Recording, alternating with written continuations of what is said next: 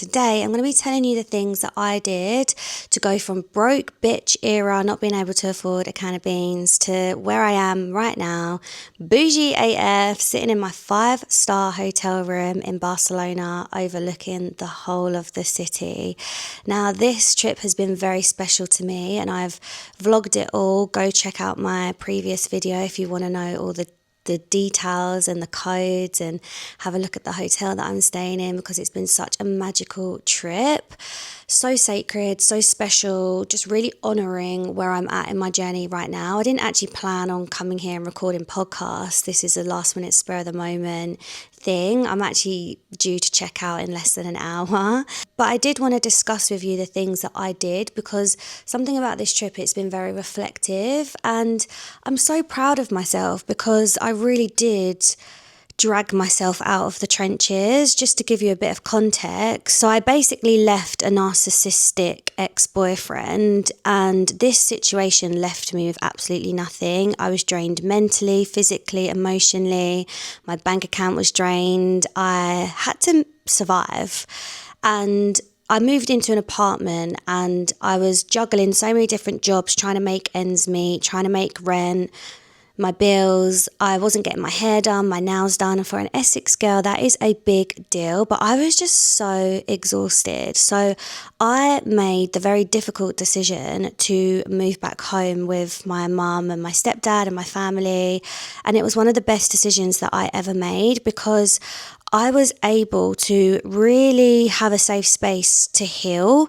Because something that I realized from being in that situation and being left with nothing, I genuinely thought that I'd quote unquote healed, and I was never going to experience a situation like that again.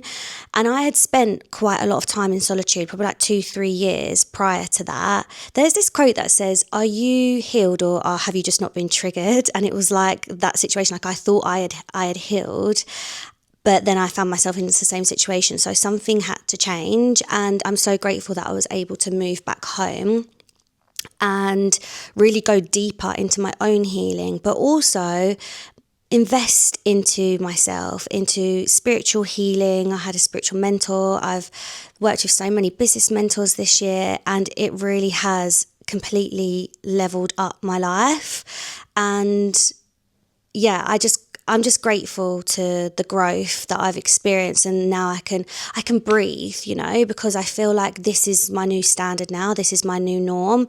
And I'm not here to brag. I'm here to tell you exactly what I did, because trust me, if I can come out of that situation with absolutely nothing, so can you. So this is something that I can speak about a lot on my channel, and I definitely will. So make sure you subscribe, because this is just what I've immersed myself into, being an energy healer myself. I am very big on frequency, and frequency first. We'll go into that in more detail, but I do just want to mention a few things that I have done specifically to really heal my money story and be able to afford staying in such a beautiful place. I feel so lucky.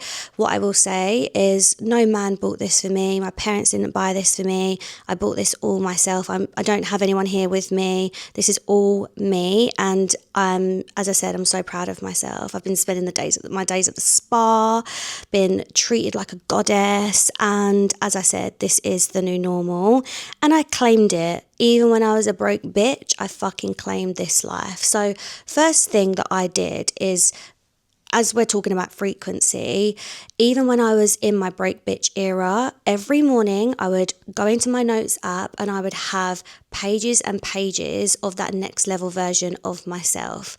What she was wearing, what perfume she was wearing, what she was doing in her day-to-day routine, how much money she was making, what she was doing for work.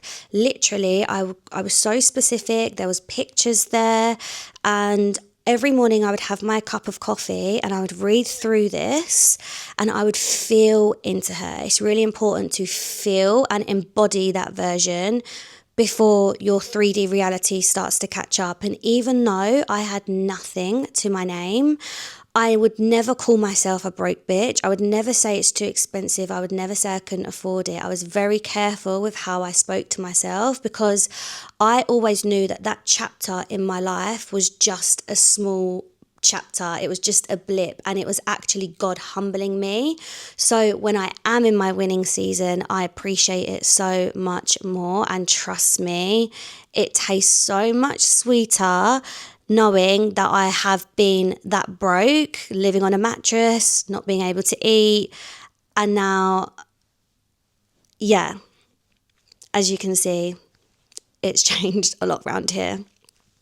So a few things that I did. One of the main things that I would say is I healed my beliefs around money, and I first read a book called You Are a Badass at Making Money by Jen Sincero, and I actually read this book probably about 4 years ago. I was working at the council, and it actually opened up my whole world, because I was brought up around the beliefs that money's really hard to make. If you want nice things, you've got to work hard, or marry a rich man, or money doesn't grow on trees. I was never brought up with money supporting me. I always had to go out and get it myself if I wanted nice things. My mum was on benefits, bless her. My dad, let's not even go there. It's not that kind of podcast. But I had to go out and make ends meet myself, and I was juggling like 2-3 jobs from the age of 16 in order to afford to live. And I then carried that through my 20s. I was working 40-hour week in office jobs. I would be feeling so burnt out and exhausted.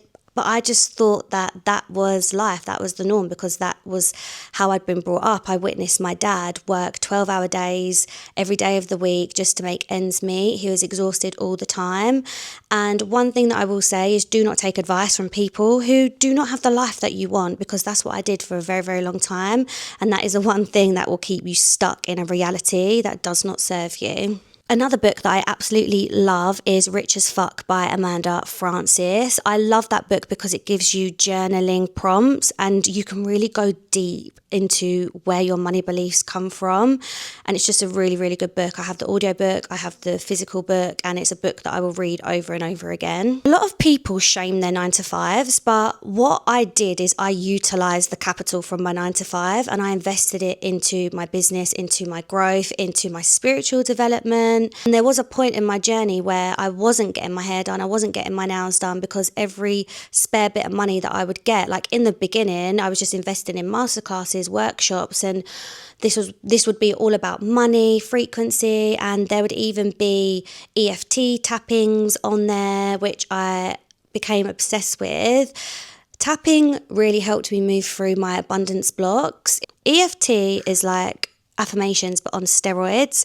Because you're tapping your meridian points, you're actually moving the stuck energy through. And yes, it's all well and good learning about changing your money mindset, listening to the podcasts, the books, but I think a lot of people get trapped and looped because it's only at the level of the mind. But when you have that somatics, that energetic practices that helps you to move the stagnant energy through. Like every time I do a tap in, I bawl my eyes out. It's like you're shedding the old identity with the somatics that you're doing. So tapping, Reiki, acupuncture, anything that will support the flow of energy will really help. One thing that I will say about being broke is that it made me take more risks because I wasn't afraid of being at zero. I remember I paid like my last £250 on a masterclass all about frequency. Best £250 that I've ever spent, because from that moment on, everything clicked for me. And I truly believe the techniques that I learned in that masterclass are the reason why I'm sitting here right now. Obviously, there's so much other stuff that went into it. I have been on such a personal healing journey this year with healing my womb and really going into the depths. And it's been really triggering and really uncomfortable. But I really have been able to alchemize and transmute a lot of that stuck, stagnant energy, that grief, that pain, that fear, that shame.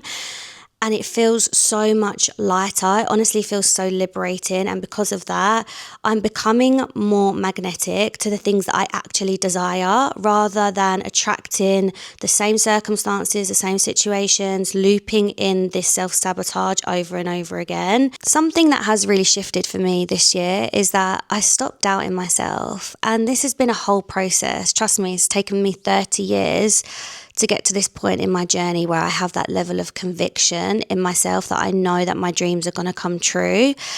I don't just believe in myself, I know myself, and there is such a difference. You don't believe that the light is going to turn on when you put the switch on, you know. That is how powerful conviction is, and that level of knowing. And honestly, when you have that connection with your angels, with God, how can you doubt yourself? Because when you doubt yourself, you're doubting God, you're doubting the path that is being laid out for you. And there truly is a blessing in every single season that you experience.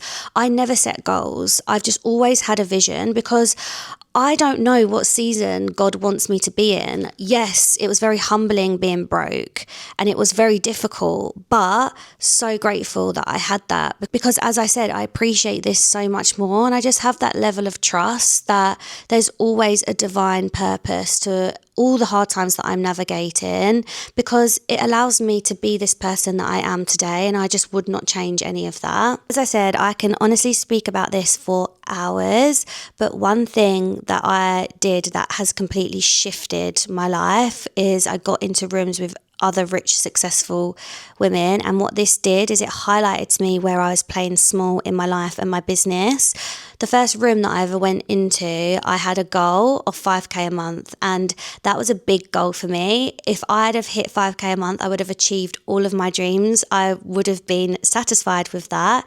But when you're sitting next to women who have made 50K cash months, 250K cash quarters, £1 million years, all from making an impact and doing God's work, being of service, impacting people's lives, that just hits different. And being around these women showed me what's possible. One thing I will say is I personally would unfollow all the influencers that are showcasing this lifestyle, but then they're only trying to sell you skincare, makeup, clothes, and they're profiting off of women's insecurities. Follow women who are making an impact, who are following their purpose and making a fuck ton of money doing it, because they're not gatekeeping their success. And when you're in rooms with these women, nothing is off the table, nothing is off limits. They are the most down-to-earth women and they want you to rise. When you follow these women, whether it be on Instagram or you surround yourself with them in person, you start to realize that if they can have this, so can I. And that is such a powerful shift to have. Okay, I've got to go now because I've got to check out, but I hope this helps. Leave your main takeaways in the comments and I will see you in the next episode.